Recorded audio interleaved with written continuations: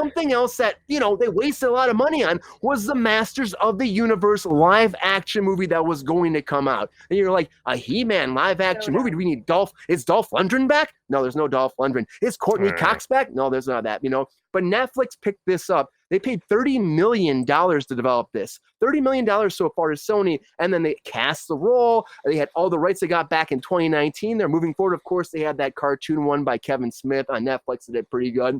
But this was like diving in. We're going back to the live action. We've been trying to develop this for years. They've gone through 2 studios, Warner Brothers and Sony. They went through countless writers, directors. John Chu was attached to this. Mick G was attached to this at one point.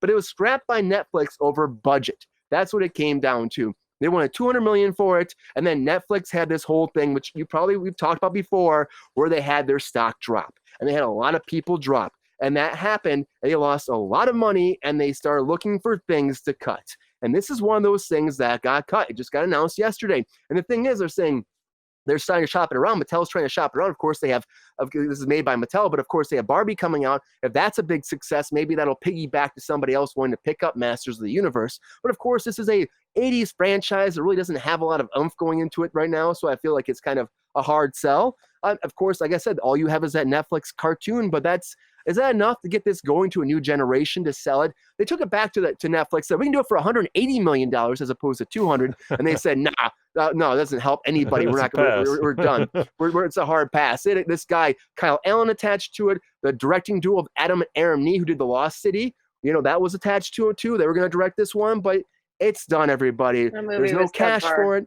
They're moving on. Yeah, it was okay. But this movie wasn't ever going to be a thing because they just said, they lost a lot of money and their stockholders were dropping and they just don't want to spend $200 million on a He-Man movie. Let me give you a pitch, Brian. I want the top comment on this. What do you want from this? What do you think about this He-Man being dropped? How about this? How about don't spend $200 million on a fucking He-Man movie? Pay your people, fuckers. You're right, Mike. Wait, these are different. Maybe these are different points. Pay your people, fuckers. What's pay your people, fuckers, Sabrina? Pay your people, fuckers. People fuckers deserve money too, Mike. Well, we're all people fuckers, aren't we? We are. But do you think that this will go someplace else, Mike, or do you think this is done for He-Man?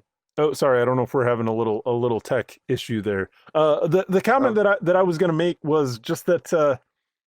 Okay, like $200 million on a property that's only a property due to nostalgia's sake. Like, I don't know if it's like you said, like it's not like it's had great iterations of the narrative, like the Ninja Turtles or something, for example, something that's had consistent movies toys being too, made, I think. like comics, like everything that's just been pushed the whole times. Like if that was the case, yeah, maybe $200 million to reinvigorate the property. For something like He-Man, I think it's going to take more than appeasing the investors by pumping cash into the project. I think you're going to actually have to find someone who has some love for it, who can maybe throw in some analog stuff, do some freaking film some shit with film, like in the desert, do some practical effects, like give us some shitty crazy lightning effects, like using analog effects, like. They can do that stuff better now than they've ever been able to because they have the technical knowledge, like looking back in the history books. Like everything doesn't have to be just digital, throw money at it, more and more teams of visual effects artists. Like I don't care about that. Like even if you're pumping something like nostalgia for my money, which I think is, inherently problematic as it is because it's some imagined perfectionary pass, like whatever. It's like your childhood was great, okay, whatever.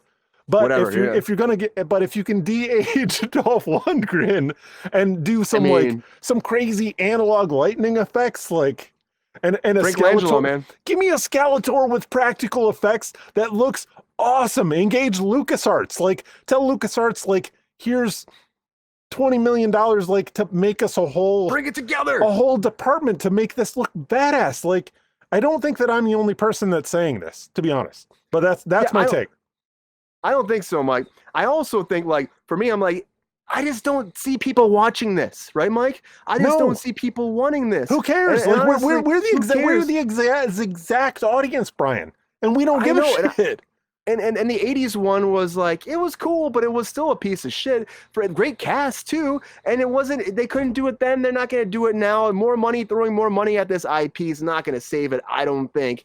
And I just think that, it's Netflix probably saw the writing on the wall. They're like, hey, this is a waste of money. Why do we want to waste our money on this? $200 million is a lot of money. Maybe they're listening to you, Mike. Maybe they're like, hey, Mike Casey's right. No, we're not going to spend $200 million on Masters of the Universe. We're going to say F this unless we have Dolph Lundgren and Frank Langella back, which we're not going to ever do that. It's just not going to happen. He's, but I just don't know. Like, I think this is doomed from the beginning. It went through, like I said, multiple writers, directors, actors. They've gone through everything and it just wasn't happening. And I think that's what happens to projects like this. And we're in a writer's strike. We're in an actor's strike.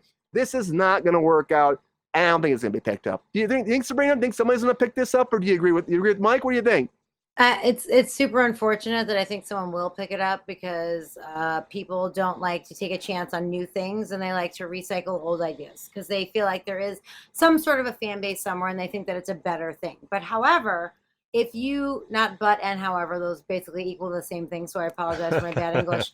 My problem is, like, you're in the midst of a strike, so you're like, we'll cut the fat with like super like high budget things. But like, if you think about it, taking a chance on He-Man, by the way, which has not really been that popular in a fucking while, for $200 million, instead of taking a chance on something new and original that can be shot and packaged, everything, promotion, all the things for $300,000. Like, why would you not do more of those things instead of these huge, big budget things that could very easily flop? I mean, maybe it'll be like Indiana Jones, which is probably really good from what people are saying. It's so good. But it's breaking even.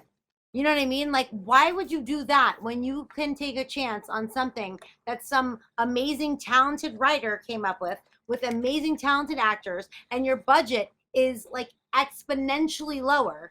And if it fails, it's basically like you wiping your ass with the fucking toilet paper that you wipe your ass with every fucking day. Very evocative image. You're like, let's do a $200 million, go fuck yourself. Like, it doesn't make any sense to me. It has to be effective, Sabrina. It has to be more effective to throw it away on $300 million on the chance than it is to budget, than it is to greenlight 15 movies. Like, is it not, Sabrina? I think because then why would they do it? $200 million. Because they're all about the investors and the stock price. I just think like people are out of touch. They're like old and by old I don't mean like 100. I just mean like their ideas, like they've been working in this industry for a long time. People who are like presidents and CEOs and like all these things, like they have been there for a long time. Like they don't get a fresh new idea. They don't get how A24, who by the way has 2 productions that are working, for SAG right now, because they're not part of AMPTP, like how they won all of the Oscars last fucking year for Everything Everywhere All at Once. Instead, they will recycle and redo and spend all of their money on all this big budget bullshit when you could actually do something amazing that is new and fresh and exciting. But they don't find it as safe. They're not like edge breaking. Safety is the name of the game. That's what money wants. That's how it works. Well, that's how. Who's crunching the numbers though? That's what I want to know, because I would have to think that like the wealth management companies that are crunching the numbers on this are saying that like that when you're talking about an investment portfolio of tens of billions of dollars and you're amortizing this over the whole like massive multi-billion-dollar movie industry, that it's safer on average to lean that way. Yeah. But it has nothing to do with art. Has nothing to do with art at all. The Oscars last year, like if you want greatness, you cannot play it safe. Like if you were in the stock market and you were playing them, people like, oh well, I'll just buy like $5 of this and $10 of that. You're gonna make maybe $20 of this and $30 of that. As opposed to like if you go, hey, I'm gonna put $100 on this thing that is worth a penny right now. In 2 years, you might have $1 billion. Like when people first invested in Bitcoin, like you can't. There is no reward without risk. They don't know. if you They just don't know sit who there to and play it believe in, safe though. all the fucking time. You gotta risk. fucking It's bullshit. easier. It's easier to just make a million safe bets, though. Like, and when you control Not- the whole game, like, Not, who but you're cares, like right? you're supposed to be appeasing the masses, and you're just pissing people off.